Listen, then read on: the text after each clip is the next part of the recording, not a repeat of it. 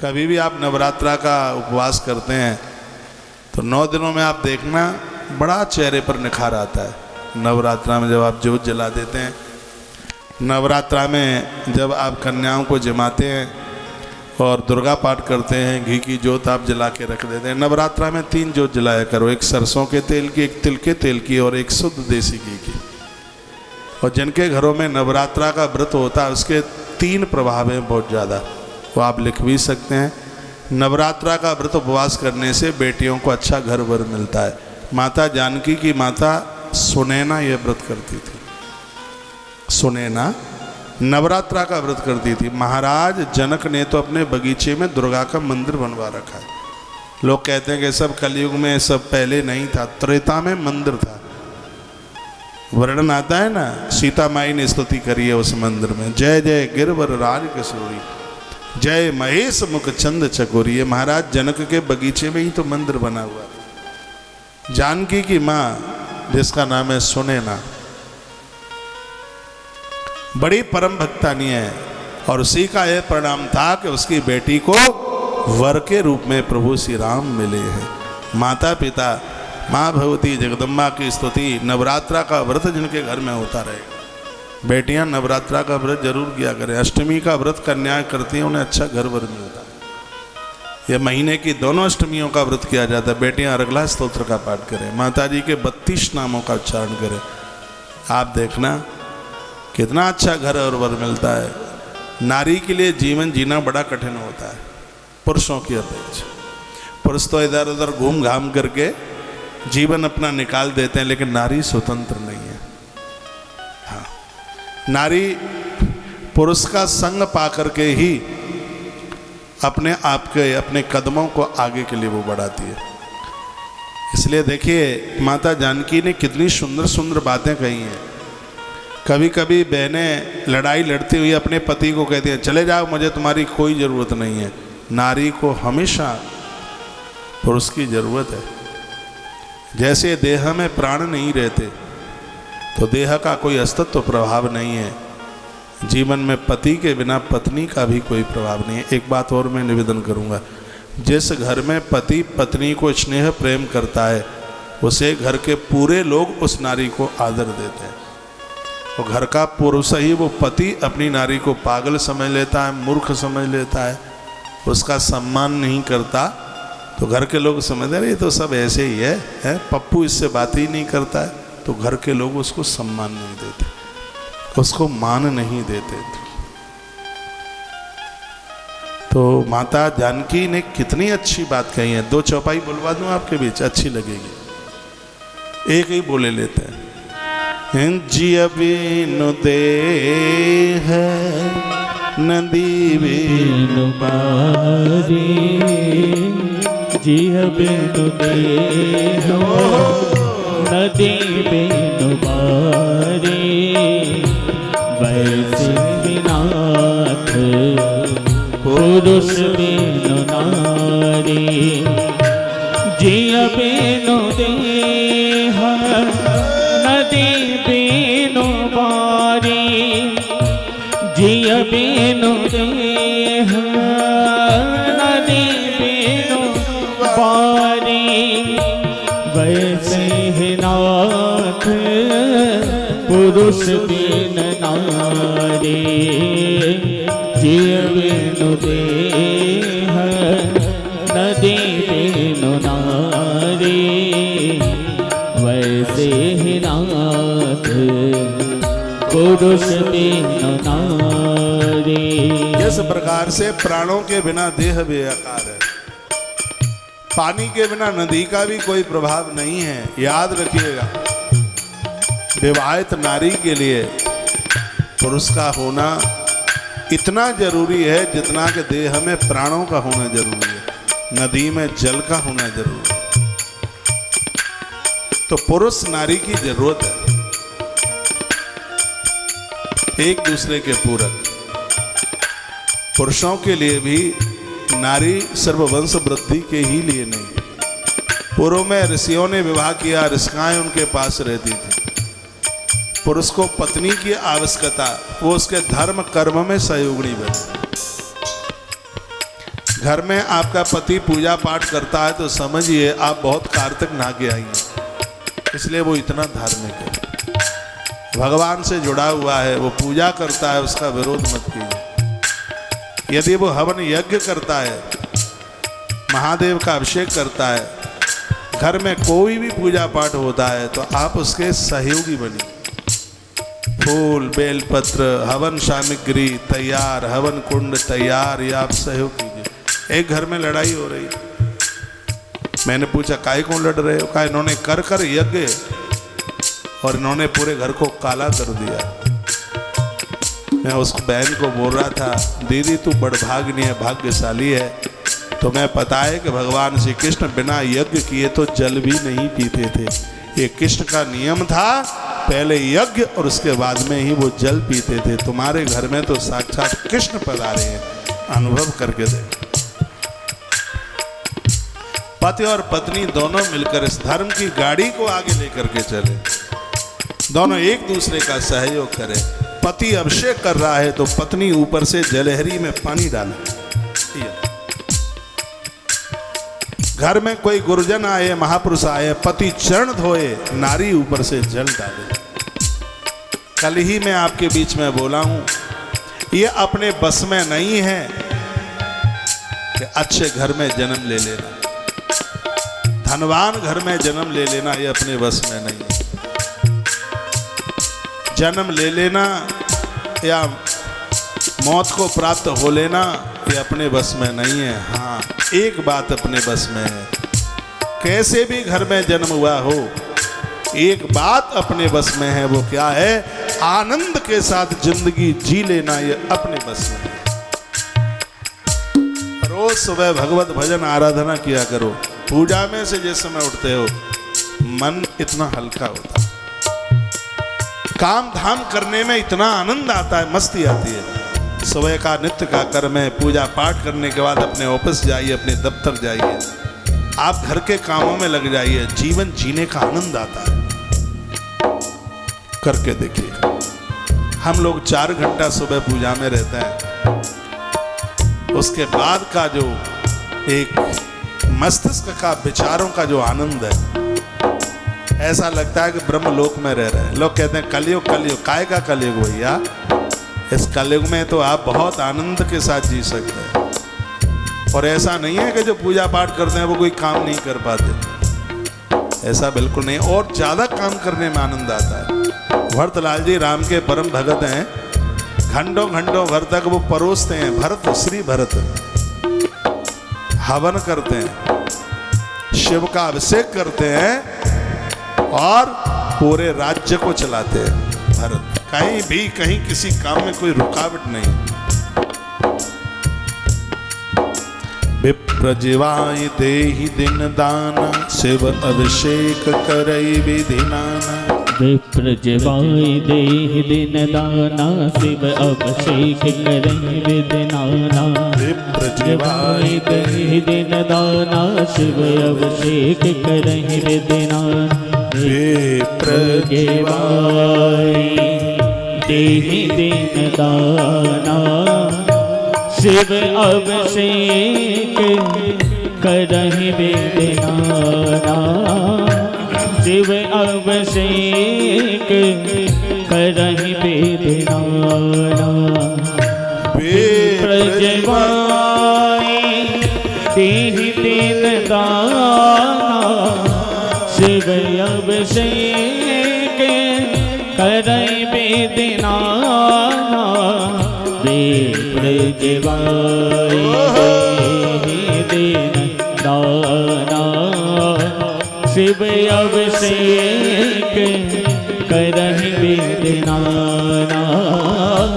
शिव अभिषेक करहि विधि नाना। ये श्री भरतलाल जी करते हैं, रोज ब्राह्मणों को भोजन कराते, भगवान महादेव का अभिषेक करते हैं, कभी ये छोड़ते नहीं। आप सबके घरों में पूजा पाठ का आनंद। आज विज्ञान का युग है, सुबह आप झाड़ू लगाते रहें, पोंछा करते रहें, रसोई को साफ सुथरा करते रहें, भगवान की पूजा करते रहें, शिव तांडव स्तोत्र लगा लीजिए, रुद्राष्टक लगा लीजिए, आपके मोबाइल के पैसे ही वसूल हो जाएंगे। गोपी गीत, गोविंद दामोदर स्तोत्र, मन मयूर नाचेगा, मन हल्का होगा, कोई टेंशन ही नहीं होगा। बहुत बहनें कहती हैं आदमी हमसे बात ही नहीं करता, वो भले ही दीवालों से करे, कभी भी आपसे बात ना करे तो भी आप सकून में जिए, आपको सकून मिलेगा जिंदगी जीने में। करके तो देखिए। तुलसी के गमले लगाइए, गमलों में बेल पत्रियां लगाइए, दूर्वा लगाइए, गणेश घर छोड़ के नहीं जाएंगे। गुड़ैल के फूल की बेल लगाइए, तुलसी के गमले लगाइए, सुबह शाम आरती कीजिए, घी को हवन और जोत के ऊपर जलाइए। इस कलयुग में आप सत्योग का आनंद लेंगे। करके तो देखिए।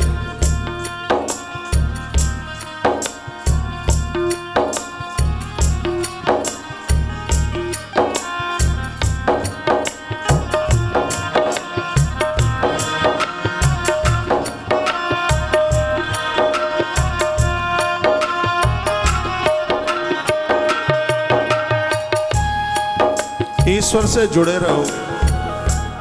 सर्वभावेन आनंद है, कल्याण है।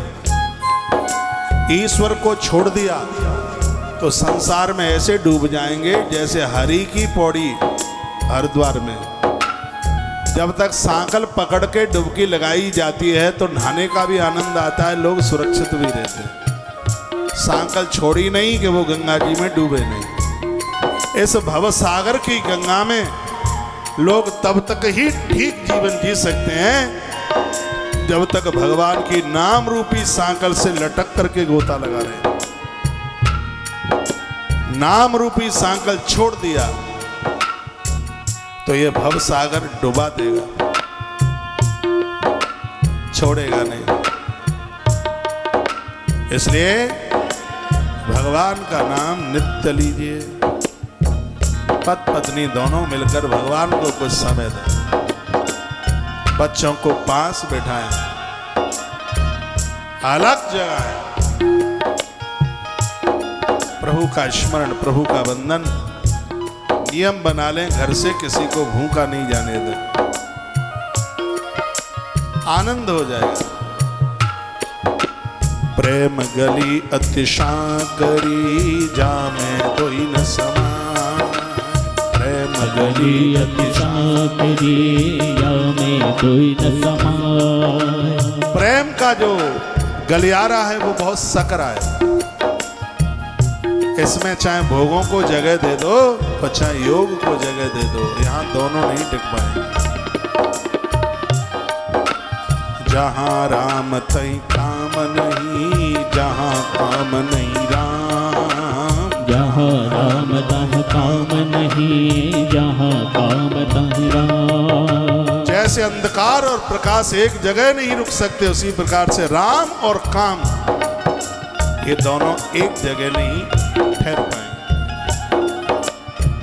संकल्प ले लें, दया को भूलना नहीं है, अच्छे काम करने से चूकना नहीं है।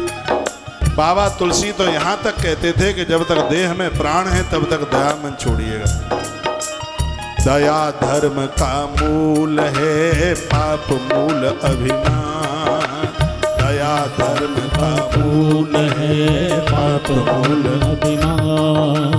तुलसी दया न छाड़िए, जब तक घट में प्राण। हो तुलसी दया न छाड़िए, जब तक घट में प्राण। सीताराम सीताराम सीताराम कहिए, सीताराम सीताराम सीताराम कहिए। जाई विधि राखे राम, ताहि विधि रहिए। जाहि विधि राखे राम, ताहि विधि रहिए। सीताराम सीताराम सीताराम कहिए, सीताराम सीताराम सीताराम कहिए। जाहि वेद राखे राम ताहि वेद रहिए। जाहि वेद राखे राम ताहि वेद रहिए। सीता राम सीता राम कहिए। सीता राम कहिए। जाहि वेद राखे राम ताहि वेद रहिए।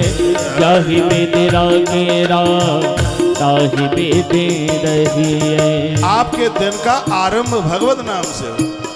परमात्मा का नाम लेकर के अपने दिन का आरंभ कीजिए। देखिए जिंदगी जीने में कितना आनंद आता है। साधु ने क्या कहा था कि जिह्वा पर मुख में भगवान का नाम और हाथ में उसकी सेवा हो। मुख में हो राम नाम राम सेवा हाथ में। मुख में हो राम नाम राम सेवा हाथ में। तू अकेला नहीं प्यारे राम तेरे साथ में। तू अकेला नहीं प्यारे राम तेरे साथ में। विधि का विधान जान हानि लाभ सहिए। विधि का विधान जान हानि लाभ सहिए। सीता विधि राखे राम ताहि वेद रहिए। जाहि वेद राखे राम ताहि वेद रहिए।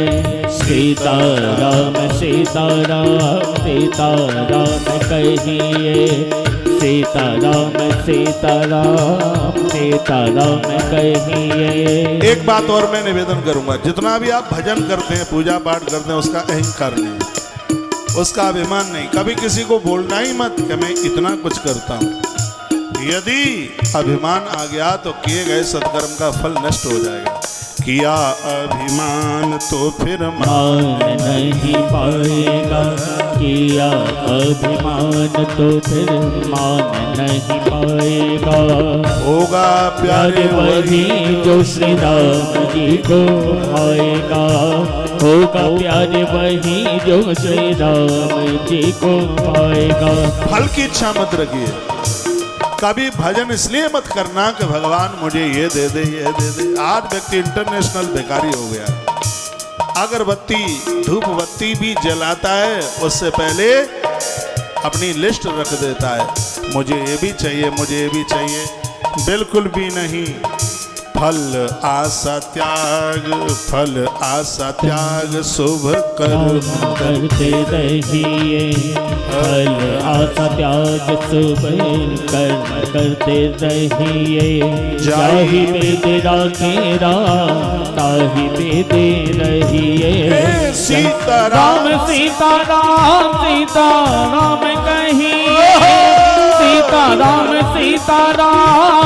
सीता राम कहिए। जाहि वेद राखे राम ताहि वेद रहिए। जाहि वेद राखे राम ताहि वेद रहिए। महाभारत के पात्रों में मुझे अर्जुन बहुत प्रिय लगता है। इसलिए प्रिय लगता है क्योंकि इसने अपने रथ की डोर भगवान के हाथ में सौंप दी, और जिसने अपनी जिंदगी की डोर ईश्वर को सौंप के रखी हो, ये डोर का ही तो कमाल है। दो चीजें होती हैं, एक है पतंग और एक है पतंगा। मोहन प्यारे, एक है पतंग और एक है पतंगा। दोनों का अंतर आप देखते हैं। पतंगा वो है जो स्वतंत्र घूमता है तो जलती जोत के ऊपर जल के राख हो जाता है। एक पतंग है जिसने अपनी डोर किसी के हाथ में सौंपी है तो आकाश को छूती है। पतंगे की तरह स्वतंत्र घूमोगे, संसार की वासना की जोत जला करके खाक कर देगी, राख कर देगी, और अपने आप को गुरु और भगवान के हाथ में सौंप दोगे तो परमात्मा के चरणों तक जिंदगी की पतंग पहुंच जाएगी। जिंदगी की डोर हाथ दीनानाथ की। जिंदगी की डोर सो हाथ दीनानाथ के। महलों में रखे चाहे झोपड़ी में वास दे। महलों में रखे चाहे झोपड़ी में वास्ते। धन्यवाद निर्विवाद राम राम कहिए, धन्यवाद निर्विवाद राम राम कहिए। जय बिदिरा के राम ताहि बिदि रहिए, जय बिदिरा के राम ताहि बिदि रहिए।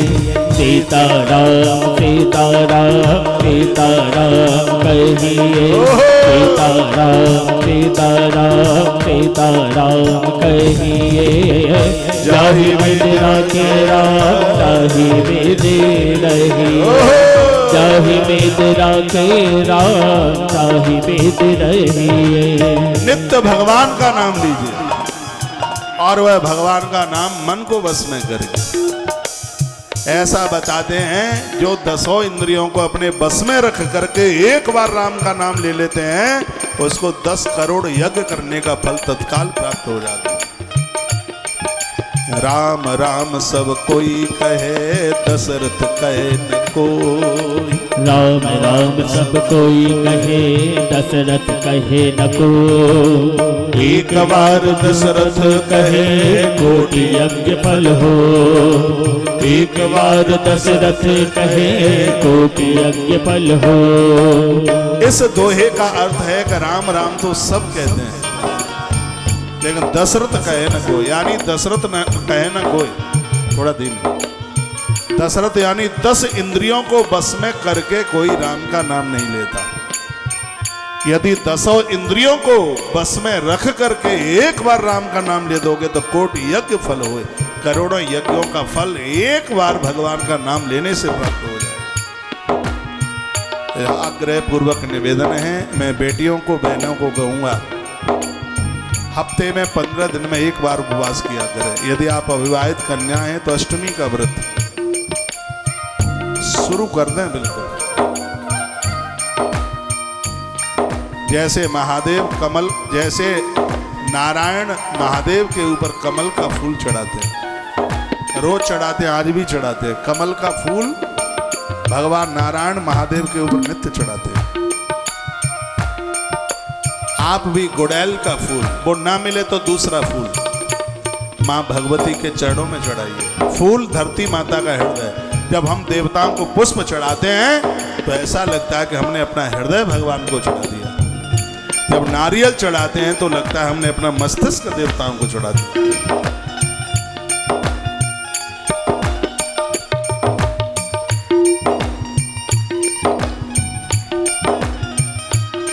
एक बार प्रभु श्री राम जी ने कहा था भोलेनाथ को, भगवान ऐसा सुना है कि मस्तिष्क काटकर कोई आपको चढ़ा देता है तो आप बड़े प्रसन्न होते हैं। भोलेनाथ ने कहा प्रसन्न तो होता हूं। तो रावण के ऊपर इसलिए आप प्रसन्न हो गए। भगवान शिव ने कहा कि दशानन ने 10 मस्तिष्क मेरे ऊपर चढ़ाए। तो ये मैं नहीं चाहता कि, थोड़ा धीमे बजाइए, मैं ये नहीं चाहता कि लोग अपना मस्तिष्क काट काट के मुझे चढ़ा दें। तो राम जी ने कहा तो फिर आपकी प्रश्नता। तो भगवान महादेव ने कहा कि नारियल मस्तिष्क की तरह है, देवताओं के ऊपर यदि कोई नारियल श्री फल चढ़ाता है तो देवताओं के ऊपर चरणों में मस्तिष्क समर्पित करने का भाव है। आप कभी हरे नारियल को ऐसे छीलेंगे, उसकी जटाओं को निकालेंगे तो उसमें एक नाक बनी हुई दिखाई देती है, आंखें भी दिखाई देती हैं और मुंह भी दिखाई देता है। तो जब हम देवों को श्रीफल नारियल चढ़ाते, याद रखना दुर्गा माँ को जो नारियल चढ़ाया जाता है वो हमेशा फोड़ के चढ़ाया जाता है, और जितने भी देवता हैं उन सबको नारियल साबुत चढ़ाया जाता है। पूजा के कुछ अपने अद्भुत आनंद हैं। शंख रखा जाता है, पूजा में 2 शंख रखे जाते हैं, एक बजाने वाला शंख रखा जाता है और एक भगवान को नहलाने वाला शंख रखा जाता है। शंख जब रखते हैं जो शंख की जो चोंच टाइप की है, समझ रहे हैं मेरी भाषा आप, जो आगे से जो ऐसे नुकीली होती है वो भगवान की तरफ होती है, जो पीछे का हिस्सा है वो भक्त की तरफ होता है, हमारी तरफ होता है। याद रखना जो बजाने वाला शंख है वो पट्ट रखा जाता है, यानी जिसके अंदर जो खाली जगह है वो नीचे होती है, उसकी पीठ ऊपर होती है। मैं ऐसा कह दूं, जो बजाने वाला शंख है उसका पेट नीचे होता है और पीठ ऊपर होती है। लेकिन जो शंख भगवान को नहलाने वाला है उसका पेट ऊपर होता है, पीठ नीचे होती है। जो नहलाने वाला शंख है उसमें 24 घंटे उसको पानी भर के रखा जाता है। जो बजाने वाला शंख है उसमें पानी नहीं भर के रखा जाता। जो नहलाने वाला जो शंख है जो श्रीवर्धक है, और बजाने वाला शंख है वो विचार वर्धक है। बजाने वाले शंख को पूजा में रखने से विचार बढ़ते हैं, और पूजा वाले शंख को रखने से घर में श्री बढ़ती है, समृद्धि बढ़ती है। जो साउथियन शंख है दक्षिणे हाथ में रखा जाता है, उसको दक्षिणीय शंख कहते हैं। उसमें जो पानी भरा जाता है इसलिए उसका पेट ऊपर होता है, पीठ नीचे होती है। जो बजाने वाला शंख है उसका पेट नीचे होता है और उसकी पीठ ऊपर होती है। पूजा के बड़े प्रकार हैं, और आजकल मैं लिंग पुराण में आपको यही बातें सुनाऊंगा। आज लिंग पुराण में मैंने सुबह की एक 1.25 घंटे की कथा में निवेदन किया है, जो भगवान को सूती वस्त्र में जल छान कर और पानी से भगवान को नहलाते हैं, उनको सभी नदियों के जल से स्नान कराने का फल प्राप्त हो जाता है। सूती वस्त्र में जल को छाने, पानी में बुदबुदा न रहे, पानी में फैन न रहे। आप प्लास्टिक पुलस्टॉक की बाल्टियां आप यूज करते रहते हैं, मैं तो कहूँगा पूजा में स्टील की बाल्टी भी यूज मत करो। पूजा में या तो पीतल की बाल्टी या तांबे की बाल्टी बहुत सुखद है। पूजा में या पीतल या तांबे का कलश लोटा रख लीजिए, पीतल की बाल्टी रखिए पूजा में। हमारे यहाँ भगवान के पूजन में आजकल पीतल की थालियाँ चल रही हैं, उसकी महिमा पढ़ी है हमने। हम हर बार श्री गया जी जाते हैं, 10-11 बार कार्यक्रम हो गए हैं, और आप गया जी का कार्यक्रम देखते होंगे। हर वर्ष 16 दिन का कार्यक्रम, 16-17 दिन का। तो मैंने पढ़ लिया उसमें वायु पुराण में, ये थालियाँ आप देख रहे हैं पीतल की थाली है, तो उसमें वर्णन है कि चांदी की थाली में या पीतल की थाली में ब्राह्मण को भोजन कराने से देवता और पितर दोनों संतुष्ट हो जाते हैं। अब इतनी तो व्यवस्था है नहीं कि चांदी की थाली खरीद ले, लेकिन पीतल की तो खरीद ही सकते हैं। पीतल की थाली में ब्राह्मण को भोजन कराया जावे तो उससे देव और पितृ दोनों ही तृप्त हो जाता है। पूजा में हमने भी अष्टधातु की कुछ चांदी की बर्तन भगवान के बनवाए हैं, चांदी के बहुत पात्र बनवाए, कटोरियाँ, थालियाँ, चम्मच, सब बहुत कुछ है। तो आप कहोगे आप तो बनवा सकते हैं, ऐसा नहीं है कि हम नहीं बनवा सकते, हम ही बनवा सकते हैं, आप नहीं बनवा सकते। हमसे ज़्यादा ये सब कुछ आप कर सकते हैं यदि करेंगे।